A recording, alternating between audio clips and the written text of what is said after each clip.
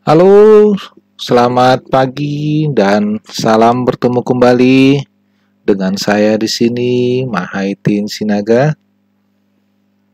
Kali ini kita masih melanjutkan pembahasan kita dari mata kuliah Akuntansi Keuangan Lanjutan. Materi kita kali ini masih membahas tentang konsolidasi pada anak perusahaan yang dimiliki penuh.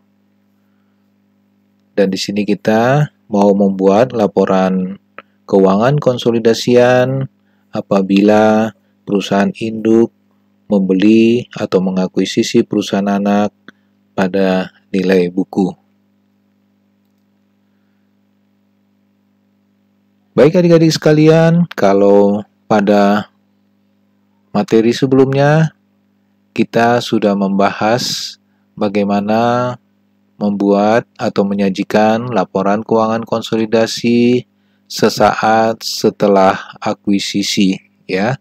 Artinya, pada saat perusahaan induk baru saja mengakuisisi perusahaan anak, tentu perusahaan induk akan membuat laporan keuangan konsolidasi dengan asumsi kepemilikannya lebih daripada 50%, sehingga boleh kita katakan bahwa perusahaan induk wajib membuat laporan keuangan konsolidasian.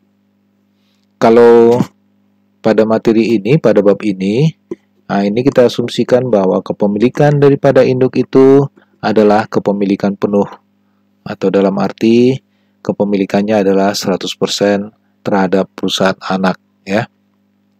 Kalau di sesi sebelumnya, begitu perusahaan induk mengakuisisi perusahaan anak, tentu laporan keuangan dari kedua-duanya digabungkan menjadi laporan keuangan konsolidasi. Tentu perusahaan induk punya laporan posisi keuangan laporan posisi keuangan, demikian juga dengan anak memiliki laporan posisi keuangan, sehingga laporan keuangan ini digabung menjadi satu, namanya laporan keuangan konsolidasian. Seiring dengan berjalannya waktu, katakanlah perusahaan induk sudah mengakuisisi perusahaan anak, kemudian dalam rentang waktu, katakanlah satu periode, atau kita misalkan dalam 1 tahun, perusahaan induk sudah beroperasi dan sudah menghasilkan ada namanya laba rugi, dan tentu juga laporan keuangannya akan berubah sesuai dengan hasil dari operasinya. Dan kemudian perusahaan anak juga kita asumsikan dalam satu periode yang bersangkutan, atau dalam kita misalkan dalam 1 tahun yang bersangkutan, perusahaan anak juga beroperasi dan menghasilkan laba rugi, dan tentu laporan keuangannya juga berubah, sehingga di akhir periode ketika perusahaan induk ingin membuat laporan keuangan konsolidasian, tentu kedua laporan keuangan di atas digabungkan menjadi satu. Inilah materi kita yang mau kita bahas di sesi ini, dan nanti akan dilanjutkan juga bagaimana kalau seandainya perusahaan itu ingin membuat laporan keuangan di tahun kedua. Kita masih akan lanjutkan dengan mengambil data yang berhubungan dengan tahun pertama. Oleh karenanya, untuk kali ini kita fokuskan dulu materi kita di laporan keuangan konsolidasian untuk perusahaan yang diakuisisi pada nilai buku, dan kita akan membuat laporan keuangan di tahun pertama dan juga laporan keuangan di tahun kedua. Baik adik-adik sekalian, kita langsung masuk ke dalam contoh kasus pembahasan bagaimana penyusunan laporan posisi keuangan konsolidasian sesaat setelah akuisisi kepemilikan penuh, ya. Kita asumsikan dalam bab ini kita masih berbicara tentang kepemilikan penuh. Nanti ada sesi berikutnya atau di bab berikutnya bagaimana penyusunan laporan keuangan konsolidasian sesaat setelah akuisisi kepemilikannya, katakanlah tidak penuh, katakanlah kurang dari 100%, dan sebagian lagi kepemilikan itu dimiliki oleh orang lain ya, atau non pengendali. Kali ini kita masih berbicara tentang kepemilikan penuh yang kepemilikannya adalah 100% ya. Oke, nanti kita akan masuk di sini dulu. Nanti untuk materi selanjutnya kita akan bahas bagaimana kalau ada pembelian atau akuisisi di atas nilai buku, dan bagaimana juga kalau pembeliannya atau akuisisinya di bawah nilai buku, dengan asumsi kepemilikan adalah kepemilikan penuh atau 100%. Baik, ini kita ambil contoh ya. Ini ada laporan keuangan dari PT Induk dan PT Anak sesaat sebelum kombinasi bisnis ya. Coba kita lihat.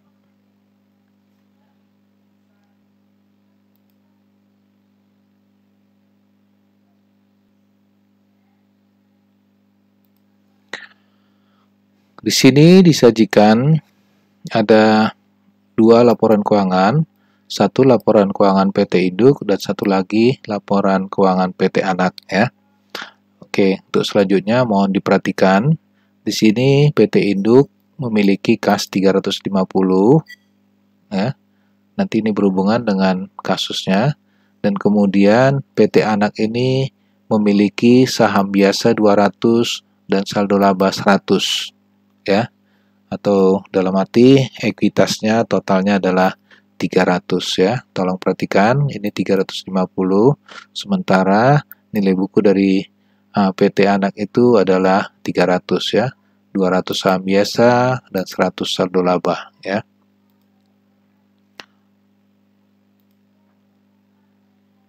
Oke, kita langsung masuk bagaimana penyajian laporan keuangan apabila dimiliki 100% untuk tahun pertama ya.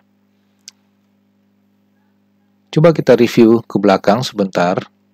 Pada saat kita akan membuat laporan keuangan konsolidasian, tentu kita harus terlebih dahulu membuat kertas kerja ya, dengan format demikian ya. Format ini ada 3 bagian. Yang pertama namanya bagian laporan laba rugi. Yang kedua bagian laporan saldo laba. Dan yang ketiga bagian laporan posisi keuangan. Ya, ini format standar. Ini kita selesaikan dulu laporan laba rugi. Kemudian hasil bersih dari laba rugi ini nanti akan kita pindahkan ke laporan saldo laba, dan saldo laba akhir yang ada di laporan saldo laba ini akan kita pindahkan ke dalam saldo laba yang ada di laporan posisi keuangan ya. Oleh karenanya yang harus kita selesaikan dulu laporan laba rugi, kemudian ini angkanya pindah nanti ke saldo laba. Saldo laba akan digunakan untuk disajikan di laporan posisi keuangan. Oke, kita ambil contoh. Pada tanggal 1 Januari 2011, PT Induk membeli semua saham beredar PT Anak sebesar 300 juta ya. Tolong perhatikan seperti yang saya katakan tadi, PT Induk itu memiliki 350 juta uang tunai, tetapi di sini digunakan 300 juta untuk membeli PT Anak ya. Pada saat itu PT Anak mempunyai saham biasa beredar 200 juta dan saldo laba sebesar 100 juta ya. Asumsinya PT Induk mencatat investasinya dengan menggunakan metode ekuitas.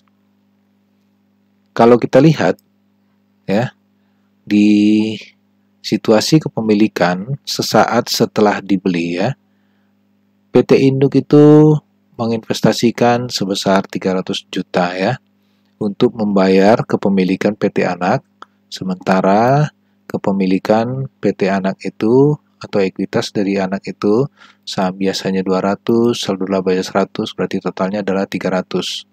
Sementara kepemilikan induk adalah 100%, kepemilikan penuh berarti totalnya adalah 300, berarti dibeli pada nilai buku, tidak ada selisih ya, tidak ada lebih ataupun tidak ada kurang. Oleh karenanya, PT induk mencatat nilai investasinya di PT anak tadi sudah mengeluarkan 300 juta itu untuk investasi di PT anak 300 juta, berarti kas kita kredit 300 dan kita debit itu investasi pada saham PT anak ya. Oke, informasi tambahan ya. Selama tahun 2011, PT Induk mencatat laba operasi 140 ya, PT Induk ya. Labanya 140, tidak termasuk pendapatan dari investasi PT Anak. Dan mengumumkan dividen sebesar 60 juta. PT Anak melaporkan laba bersih 50 juta dan mengumumkan dividen 30 juta ya. Dengan demikian, kita bisa buatkan jurnal ketika PT Induk mencatatkan adanya dividen dari PT Anak ya, kepemilikannya adalah 100% ya. Oleh karenanya kita mencatatkan ya, ada penerimaan dividen berupa kas itu sebesar 30 juta. Kemudian karena kita menggunakan metode ekuitas, berarti investasi pada saham PT Anak berkurang sebesar 30 juta. Kenapa berkurang? Nah, seharusnya kalau misalnya kita buat ini jurnalnya terbalik, jurnal 17 duluan baru jurnal 16. Nah, dengan demikian kita bisa lihat ya. Oke, tadi dikatakan bahwa PT Anak itu memiliki laba 50 juta ya. Ketika PT Anak mengumumkan ada laba 50 juta, berarti dengan menggunakan ekuitas, metode ekuitas, PT Induk berarti memiliki pertambahan investasi di PT Anak. Dengan demikian, PT Induk akan mencatat investasi pada PT Anak sebesar 50 juta. Nah, itu berasal dari pendapatan dari PT Anak 50 juta ya. Kemudian karena ada pembagian dividen, maka investasinya berkurang sebesar 30 juta. Ketika ada diumumkan laba, berarti investasi bertambah 50 juta ya. Kita menggunakan metode ekuitas ya.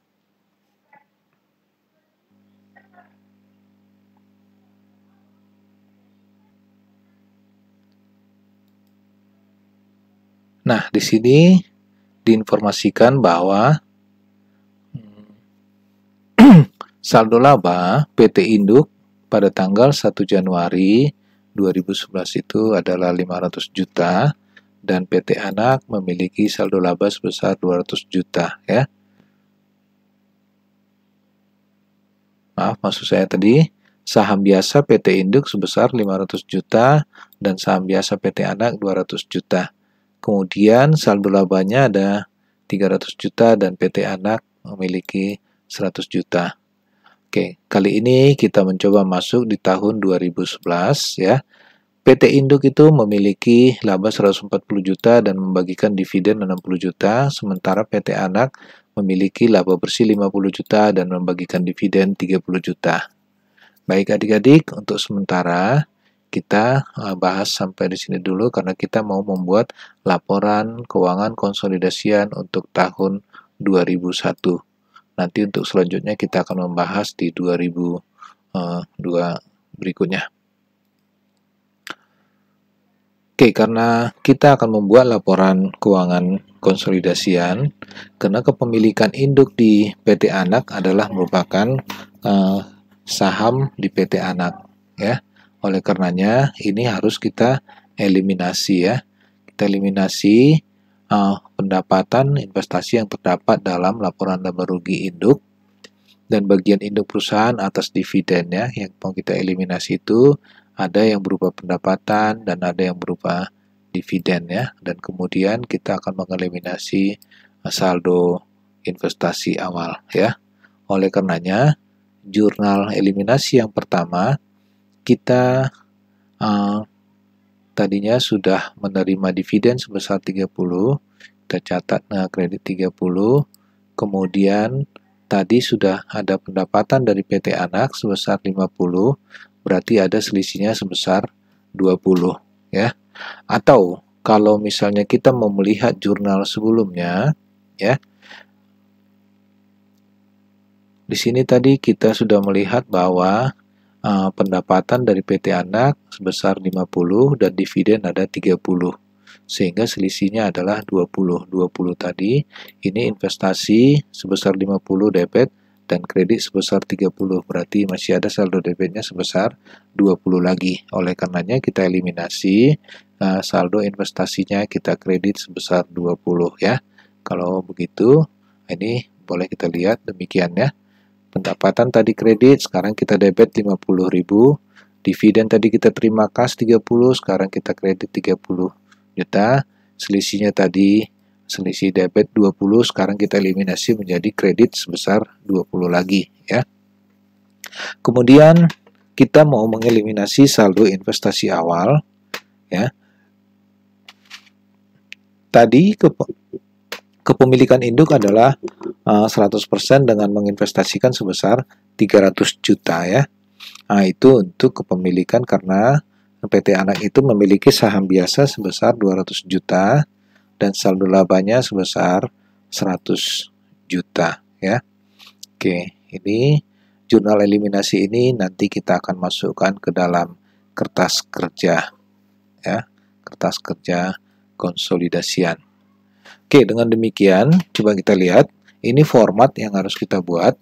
Yang pertama tadi kita sebutkan bahwa kelompok pertama adalah kelompok laba rugi, kemudian kelompok saldo laba, dan terakhir adalah kelompok laporan posisi keuangan ya. Oke, baik adik-adik ya. Bagaimana caranya atau bagaimana cara baiknya untuk membuat laporan atau kertas kerja konsolidasi ini ya. Oke, yang pertama sebaiknya kita kerjakan dulu untuk PT Anak ya. Katakanlah dalam hal ini selama tahun berjalan ditemukan atau diperoleh informasi bahwa penjualan PT Anak sebesar 200.000, kemudian ada beban pokok 115, kemudian ada depresiasi 20, dan kemudian ada beban lain-lain 15, sehingga PT Anak ya, PT Anak itu memiliki laba bersih 50 ya. Oke, laba bersih ini tadi karena PT Induk memiliki 100% dan menggunakan metode ekuitas, berarti yang 50 ini akan menjadi pendapatan di PT Induk. Oleh karenanya, sebaiknya PT Anak dulu dikerjakan ya, biar ini bisa kita pindahkan ke sana. Kemudian PT Induk kita kerjakan.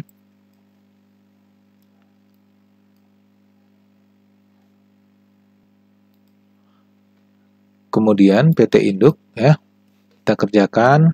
Katakanlah saya diperoleh informasi bahwa pendapatan PT Induk adalah 400 juta, kemudian berasal dari pendapatan dari PT Anak ada 50 juta, berarti totalnya adalah 450 juta. Kemudian diperoleh informasi bahwa beban pokoknya 170, depresiasi 50, dan beban lain 40, totalnya adalah 260, berarti laba bersih adalah 450 kurang 260, berarti laba bersihnya adalah 290 ya. Oke, kelompok 1 sudah selesai, kemudian kita masuk ke kelompok 2 ya. Kita kerjakan dulu PT Anak ya. Tadi dari informasi awal bahwa saldo laba PT Anak itu adalah 100 juta ya. Kemudian selama periode berjalan, PT Anak itu punya laba sebesar 50, oleh karenanya ini kita pindahkan ke bawah, ada bertambah 50 berarti siap untuk dibagi, laba siap untuk dibagi itu adalah 150. Kemudian ternyata PT Anak mengumumkan ada pembagian dividen sebesar 30, berarti saldo labanya tertinggal adalah 120 ya. Oke, itu dulu. Di PT Induk juga demikian. Katakanlah di awal sudah diketahui bahwa saldo awalnya adalah 300, kemudian selama periode berjalan PT induk itu memperoleh laba bersih 190 ya. 190 itu tadi sudah termasuk pendapatan dari PT anak. Berarti total siap untuk dibagi, laba yang siap untuk dibagi adalah 490. Kemudian PT induk membagikan dividen 60, berarti saldo akhirnya adalah 430 ya. Dengan demikian kelompok 2 kita sudah selesaikan. Kemudian kelompok yang ketiga ya, kelompok yang ketiga kita isikan dulu datanya. PT anak mempunyai kas 75, piutang usaha 50, persediaan 75 dan seterusnya. Kemudian ada akumulasi penyusutan, utang usaha, utang obligasi dan seterusnya. Kita tinggal masukkan. Oke, tolong perhatikan adik-adik.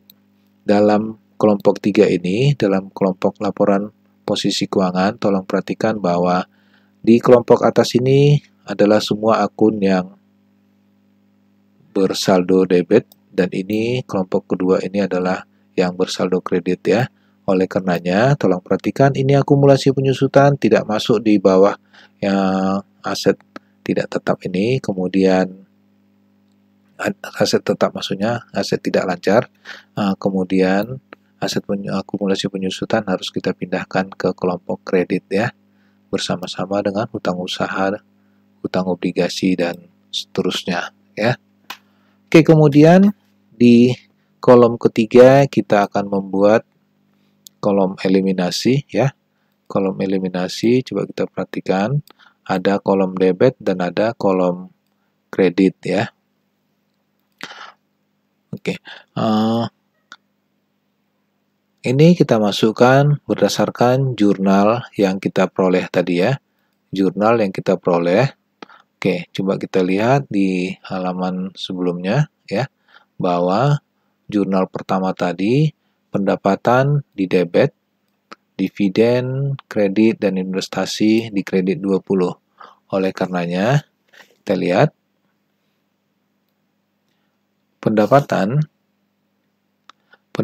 itu kita debit 50, kemudian saldo laba awal kita kredit 30, dan satu lagi investasinya berkurang sebesar 20. Kemudian yang kedua, saldo investasi awal ada saham biasa 200, saldo laba 100, dan investasi pada saham PT anak sebesar 300. Oleh karenanya kita buat jurnal kedua, saham biasa 200 ya. Kita masukkan saham biasa ini 200. Kemudian ada saldo laba awal ya 100. Ya, kita pindahkan saldo laba awal 100. Kemudian satu lagi investasi kita kredit 300 ya. Investasi pada saham PT anak kita kredit 300. Oleh karenanya kita harus perhatikan ya, bahwa yang ini tadi sekali lagi yang 50 itu bukan merupakan jurnal eliminasi, dan ini juga saldo laba yang 30 itu merupakan saldo laba di laporan posisi keuangan. Oleh karenanya yang 30 kita pindahkan. Yang 30 ini bukan merupakan jurnal ya. Yang tadi di jurnal adalah ini akan ada kode kurung ya. Demikian juga di perusahaan di eliminasi debit ya. Ini ada saldo laba 150, kita pindahkan ke bawah di kelompok saldo laba 150 ya. Oke, kelompok kolom 3 dan 4 sudah selesai. Tugas kita berikutnya adalah menyelesaikan di kolom konsolidasi ya. Kolom konsolidasi. Oke, bagaimana cara menghitungnya? Tolong perhatikan adik-adik. Untuk penjualan, PT induk memiliki 400, PT anak memiliki 200, atau ini kredit 400, kredit 200, berarti totalnya adalah 600. Kemudian laba dari PT anak kredit 50, di debit 50 berarti habis ya. Kalau kita total itu 600. Demikian juga dengan beban pokok penjualan. Debit 170, debit 115, berarti total debit adalah 285.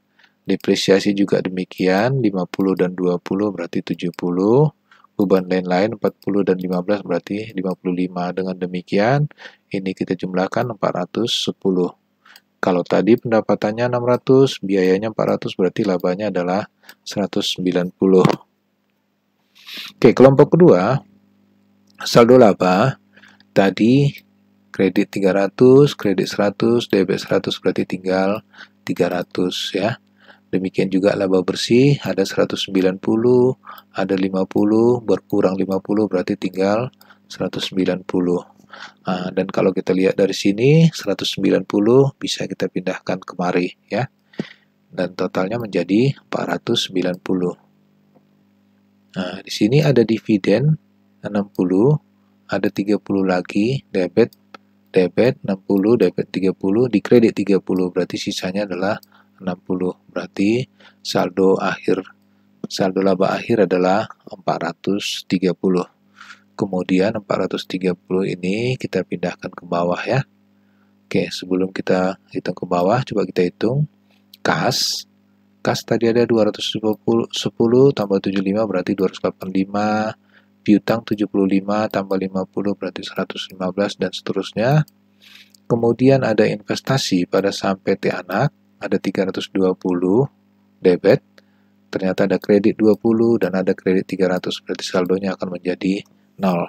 Dan ini kita jumlahkan ya, total debit semua. Kemudian akumulasi penyusutan, tadi kredit 450 dan ada kredit 320, berarti totalnya adalah 770. Hutang usaha juga begitu, ada 100 dan 100, berarti totalnya adalah 200 ya. Utang obligasi 200 dan 100 berarti ada 300. Kemudian modal saham biasa ya. Tadi ada 500 kredit, ada 200 kredit, ternyata di debit 200 lagi, berarti sisanya adalah 500. Demikian juga saldo laba. Tadi kredit 430, kredit 120, debit 150, dan kredit 30, berarti saldonya adalah 430. Dengan demikian, total debitnya 2.200.000 dan total kreditnya 2.200.000. Harus sama ya. Kalau tidak sama berarti harus dicari ya.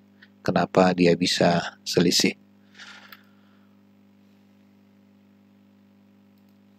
Oke, kemudian dengan data yang ada dari kertas kerja, kita diminta untuk membuat laporan keuangan ya. Laporan keuangan menurut standar akuntansi keuangan ada 5 ya. Tapi dalam hal ini kita mencoba membuat beberapa saja. Yang pertama namanya laporan posisi keuangan ya. Jangan lupa adik-adik, setiap kali membuat laporan keuangan ada 3 baris yang utama ya. Nama perusahaan, kemudian judul laporan, dan kemudian masalah penanggalan ya. Kalau untuk laporan posisi keuangan dia ditulis 31 Desember. Kenapa demikian? Karena laporan posisi keuangan adalah laporan yang menggambarkan posisi keuangan, posisi aset, posisi liabilitas, dan posisi ekuitas pada tanggal tertentu. Berarti ini pada tanggal 31 Desember ya. Oke, kita ikuti dan kita harus membuat laporan keuangan dengan format standar yang diakui di Indonesia ya. Oleh karenanya sebelah kiri adalah aset, terdiri atas aset lancar dan aset tidak lancar. Kemudian liabilitas, ada liabilitas jangka pendek, liabilitas jangka panjang, dan kemudian ada ekuitas. Oke, ini kita tinggal pindahkan. Kas, kalau kita lihat tadi,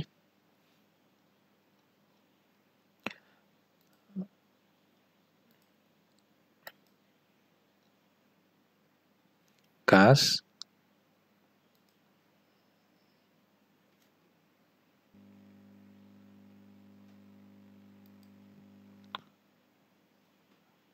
kas ada 285, dari mana itu? Coba kita lihat ya. Ini kas 285, piutang 125, dan persediaan, dan seterusnya. Itu kita pindahkan ke aset lancar. Demikian juga aset tidak lancar. Aset tidak lancar, tadi ada tanah 215, ada bangunan 1.400.000, dan kemudian ada akumulasinya 770. Berarti ini kita sajikan. Akhirnya ditemukanlah total aset tidak lancar 845, aset lancar dan aset tidak lancar, totalnya adalah 1430. Demikian juga dengan liabilitas. Tadi liabilitas jangka pendek ada utang usaha 200 dan utang jangka panjang, liabilitas jangka panjang, utang obligasi 300, kita pindahkan 200 dan 300 ya. Kemudian ekuitas tadi ada modal sahamnya 500 dan saldo labanya adalah 430. Oleh karenanya kita pindahkan ke sini dan hasil akhirnya sudah bisa kita lihat ya. Ini laporan posisi keuangan yang standar ya. Oke, yang kedua, kalau kita diminta untuk membuat laporan keuangan yang kedua, kita membuat laporan laba rugi konsolidasian ya. Oke, jangan lupa setiap kali ada laporan itu selalu ada 3 baris, judul nama perusahaan, judul laporan, dan kemudian masalah penanggalan ya. Oke, di sini laporan laba rugi. Kita pakai istilah untuk periode yang berakhir 31 Desember 20x1. Tolong perhatikan adik-adik, ini adalah kalimat standar ya, jangan sampai salah ya. Jangan pernah buat per 31 Desember, tapi laporan laba rugi harus untuk periode yang berakhir 31 Desember. Artinya untuk satu periode itu katakan 1 tahun, berarti dari 1 Januari sampai dengan 31 Desember ya. Kenapa demikian? Kalau kita lihat definisinya, laporan laba rugi adalah laporan yang menggambarkan seluruh pendapatan dan biaya-biaya selama satu periode ya. Oleh karenanya ini tidak pernah kita tulis per 31 Desember. Kalau kita tulis per 31 Desember berarti pendapatan hanya pada tanggal 31 Desember. Sementara yang mau kita sajikan di sini adalah selama satu periode tertentu ya. Katakanlah dari 1 Januari sampai 31 Desember ya. Oleh karenanya ini kita masukkan pendapatan 600 dari mana itu ya. Ini ada pendapatannya 600, beban pokoknya 285, depresiasi 70, beban lain-lain 55. Kita tinggal masukkan saja. Akhirnya kita bisa temukan laporan laba rugi, pendapatannya 600, beban pokoknya 285, berarti laba kotornya adalah 315. Kemudian beban operasionalnya ada depresiasi dan beban lain-lain. Totalnya 125, berarti laba bersihnya adalah 190. Ya. Ini yang kita buat adik-adik ya. Untuk kali ini kita masih cukup membuat 2 laporan keuangan ya. Baik adik-adik, untuk sementara materi kita sudahi sampai di sini. Nanti kita akan lanjutkan untuk pembahasan berikutnya supaya video tutorialnya tidak terlalu panjang. Kita split sampai di sini dan sampai bertemu kembali di sesi berikutnya dengan materi kepemilikan penuh dibeli pada nilai buku ya untuk tahun kedua. Kalau tadi yang sudah kita bahas adalah untuk tahun pertama, sekarang kita nanti di sesi berikutnya kita akan membahas untuk tahun kedua. Baik adik-adik, apabila adik-adik merasa bahwa video tutorial ini bermanfaat buat adik-adik, jangan lupa untuk memberikan komen ataupun membagikan kepada teman-teman ataupun memberikan beberapa pertanyaan, bisa menyampaikannya kepada saya melalui WA ataupun pada deskripsi di channel ini ya. Baik adik-adik, agar video tutorial ini boleh tetap semakin baik, jangan lupa klik subscribe dan klik tombol lonceng agar adik-adik juga bisa mendapatkan informasi-informasi terbaru dari presentasi yang saya sajikan.